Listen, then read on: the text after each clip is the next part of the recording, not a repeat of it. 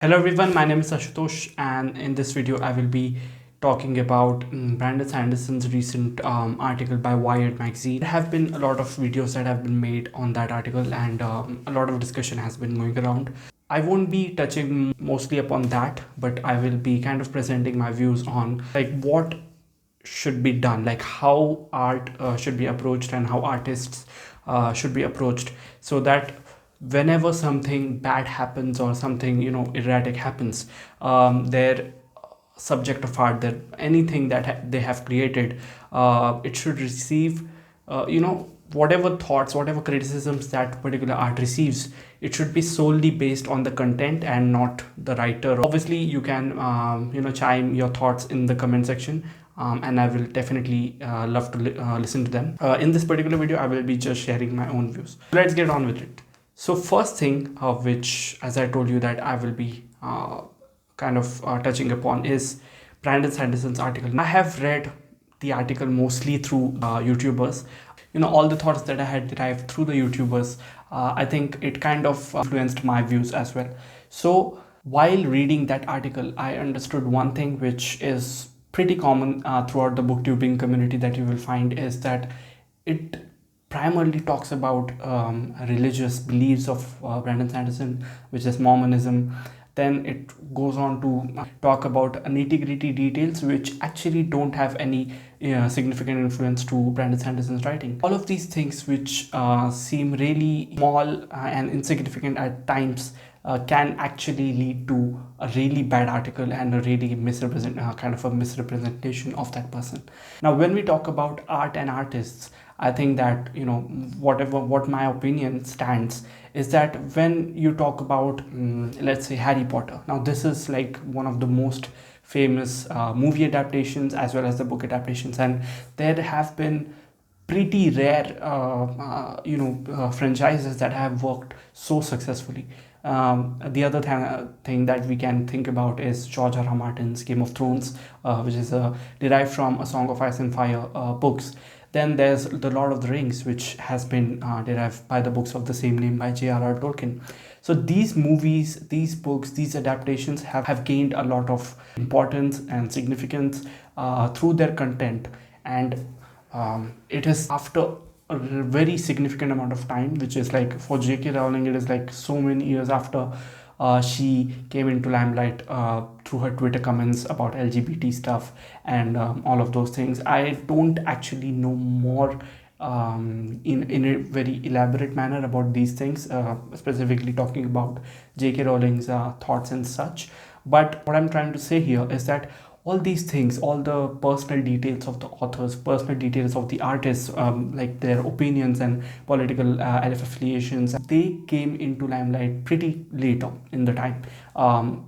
So much later that all their content, all the things that they had made, the art and all of that, it was massively famous. What we can draw from this whole scenario is that art will be appreciated without any harm to the person. Harm, as in what I mean here, is that it won't create any impression as such for the author. Now, it will obviously create an impression about their art, about how they have written certain characters.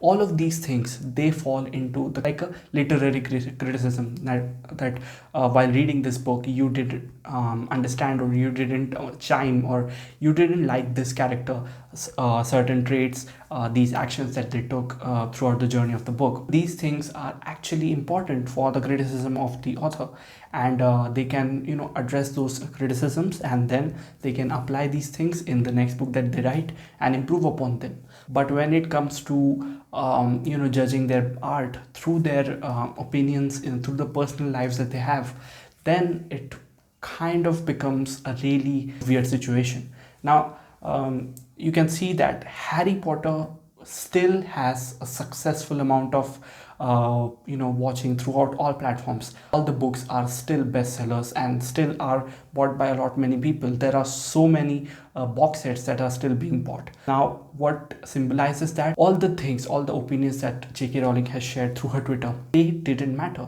because it's the art at the end that matters. Artists, obviously, they can be judged for certain things that they do, but when it is in the boundary of their art, one thing that can happen is looking at a certain character from an angle of 2020s when it was written in the past.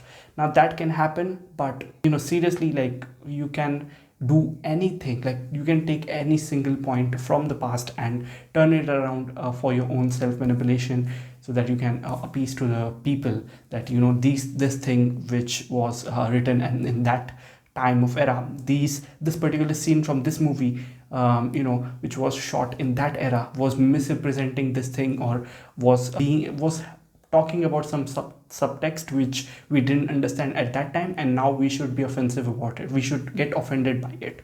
This is where all these things start to get really weird and bizarre. Be it George R. R. Martin. Now George R. R. Martin, if you see, he has been criticized a lot because of the sexual stuff in his books, as well as his television series, which tried to be as accurate representation of the books as possible.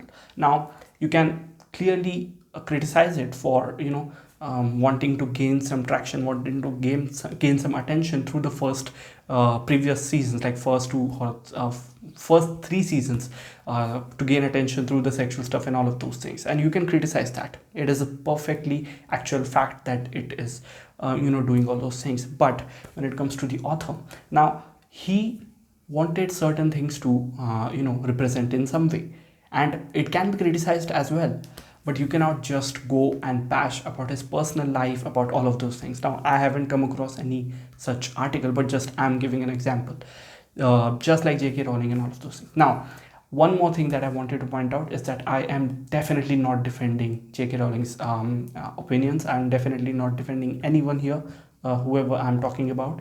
It's just that when it comes to separating art and artists, it's actually kind of a personal preference. Obviously no one knew what J.K. Rowling thought about certain things, and what she considered about certain things, and that's why these art forms became famous, because no one was going in really major depth and understanding everything that has been written in certain way, and they just enjoyed themselves. And I think that's what art is meant to be. It can connect with us, it can relate with us, it can reflect all the personal things that we are going through, but at the end it's for enjoyment of us and an escape from reality. Now if we start to look every single thing, if we start to match up every single reality in those art forms, then I don't think it would be enjoyable as much. And yeah, it would kind of kill the whole art industry. Even when we talk about jokes, like there are so many offensive jokes and dark humor, but do we can we go about discussing every single thing? I mean, that would just crush the whole art comic industry, because most of the around 70 to 80% jokes are kind of grounded through an offensive thing. It's just what I have observed. Obviously I'm not pulling around some details or some articles here, but are all the pretty much thoughts that I have on this particular topic.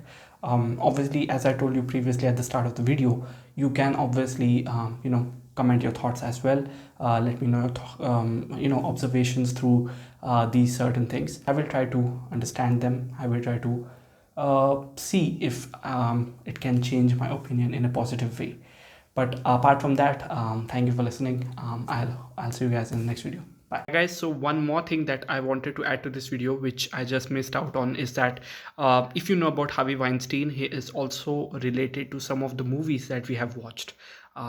For example, Lord of the Rings, and the world knows about what he has done and what he was involved in. Adding to this, what I wanted to say is that if a particular person who has made some art, like there are so many people who are associated with some of the art form that we have loved, and that they have done something really terrible in their personal lives. Now, can we stop watching that particular thing completely, even if we love it? I don't know, it's a difficult question to answer. At the end, I think separating art from an artist, it can be an impossible task. It can be really, as I told in the video, it's a personal preference. If you want to ignore it, you can just ignore it and enjoy the art. And for some people who might have gone through something that the particular creator has been involved in, so then it can be a really hard thing to deal with, and that then they can just ignore everything. Obviously, if someone is involved in a criminal thing, or like really terrible shit, then you know what to do. But in this particular video, even though I kind of generalized it, my main focus, my main source of points that I've conveyed here were truly based on Brandon Sanderson and J.K. Rowling and George R. R. Martin primarily. There are many other authors, like even I've come across an author named Cixin Liu, who has written Three Body Problem, and he has gotten into some kind of controversy about his opinions on certain aspects. And even though it has came into light, many people are still reading his book, and it is one of the best sellers. So I don't know what to say. I mean, it's a really impossible thing to. It's a really thin line between what we can do and what we cannot, what we can ignore and what we can accept, just as the art form. But yeah, these were all my thoughts on this particular topic, and you can chime in as well in the comment section. Thank you.